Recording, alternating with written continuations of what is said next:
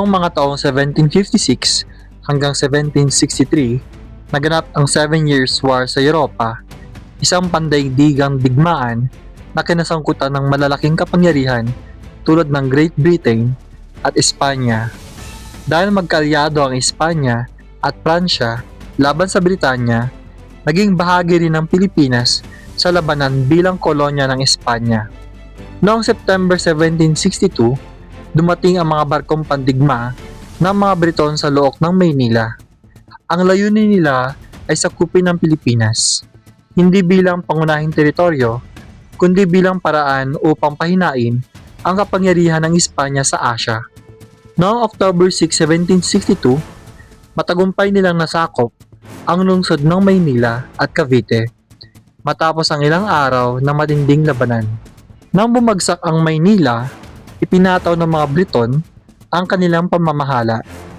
Itinalaga nila si Archibald Rochford bilang pansamantalang gobernador-general. Subalit, ang kanilang kontrol ay hindi lubos na tinanggap sa buong kapuluan.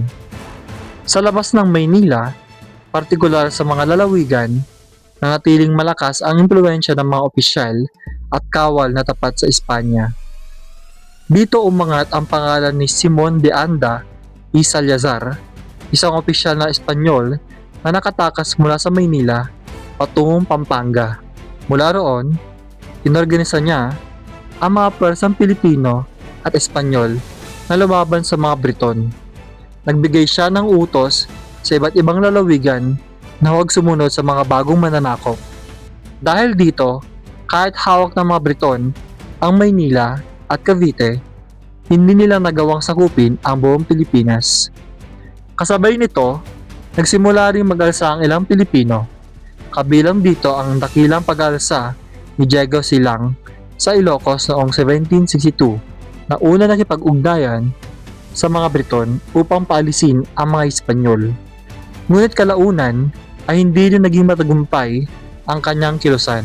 Makalipas ang halos 2 taon, nagtapos ang 7 Years' War sa Europa sa pamamagitan ng kasunduan sa Paris noong 1763. Sa kasunduang ito, napagkasunduan na ibabalik ng Britanya ang Pilipinas sa Espanya, kapalit ng iba pang mga teritoryo. Ngunit dahil sa tagal ng paglalakbay ng balita, nanatili pang halos 1 taon ang mga Briton sa Maynila. Tuluyan natapos ang kanilang pananakop noong 1764 nang ibalik nila ang pamamahala sa Espanya.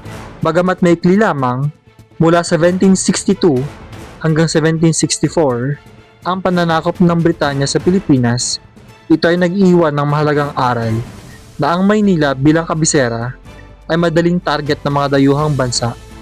Ngunit sa kabilang banda, ipinakita rin ng mga Pilipino at ng mga tapat sa Espanya na kaya nilang manindigan laban sa mga makapangyarihang mananakop. Maraming salamat po sa panonood. Huwag kalilimutang i-like ang video at mag-subscribe sa ating YouTube channel. Thank you!